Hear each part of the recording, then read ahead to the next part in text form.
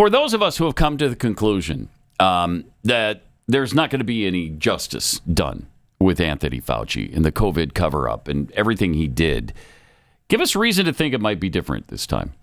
Is there any reason to think that? I think so. The House committee investigating this has finally started finding documents that show that Fauci's consigliere was explicitly deleting emails, avoiding FOIA requests, gaming the system, working with the so-called FOIA lady at NIH to figure out how to cover this stuff up.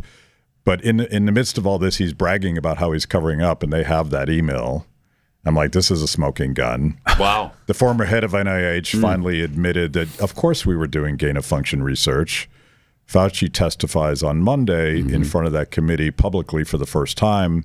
So I think so, but I also think that there's so much that we don't know yet, which is the point of this series. Like, I've never quite comprehended this oversized, insanely, almost militaristic response to COVID. It's unprecedented in American history, an unprecedented power grab.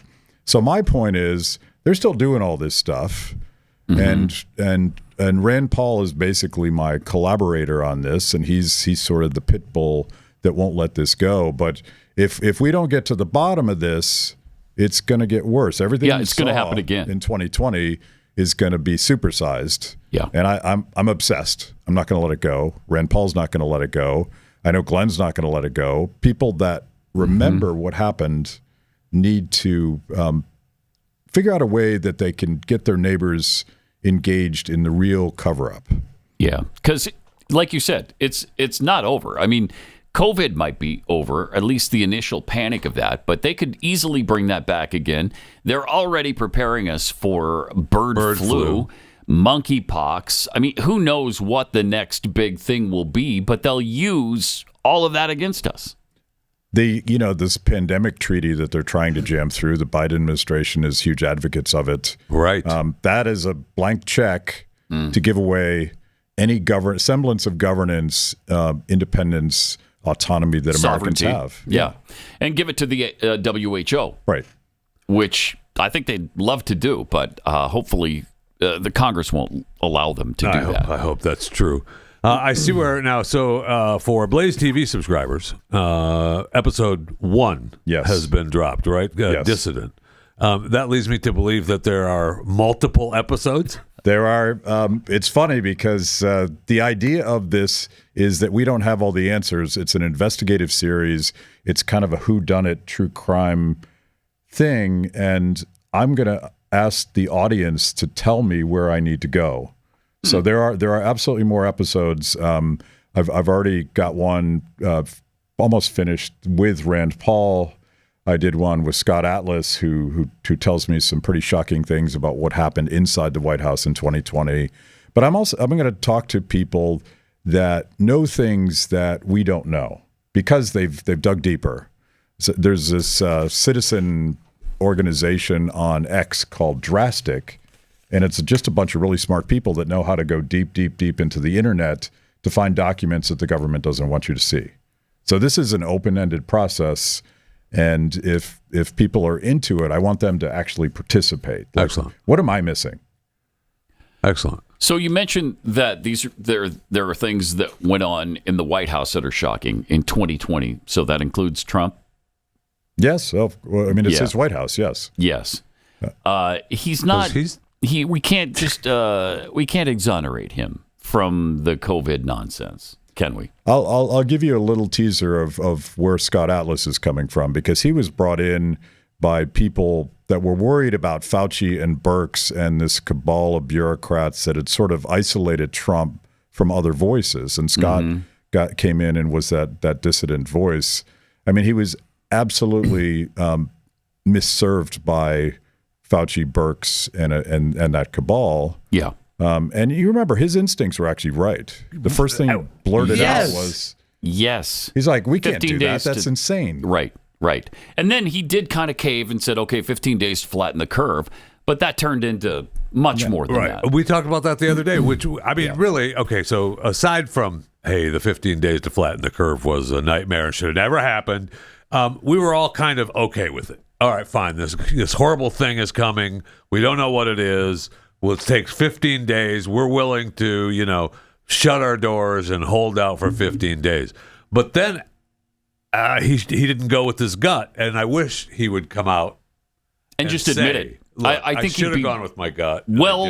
Well served to admit to a mistake there, but I don't think he ever will. I don't think he's obviously capable of such a thing. But he should come out and say, I got screwed by Fauci and Birx. They lied to me. Yes, that should have happened a long time ago. Right. And I honestly, he's having problems with RFK because RFK is saying that stuff. Yeah. And he's not even specifically blaming Trump. He's just exposing this entire thing. And I think as we dig into this, we're going to discover that, and this is my question, who is Fauci's boss? We all focus on Fauci. We want accountability for this guy. He's clearly lying to the American people. He's lying to Congress. He's in my mind a criminal, but he's not the top of the food chain. And I want to get to the alphabet agencies that are still funding gain-of-function research, are still doing these mad science experiments in the name of biosecurity. Yeah. We're still doing it. Well, Fauci's pretty much now. While I don't think he ever came out. And you can obviously comment on this more than I, but I don't think he ever came out and actually admitted the gain of function. Right? They called it a different name, and it was gain of function. But since he called it a different name, it meant that it wasn't gain of function. He adamantly denies that he's doing gain of function, even though everyone around him is now admitting. Correct. Well, of course we were.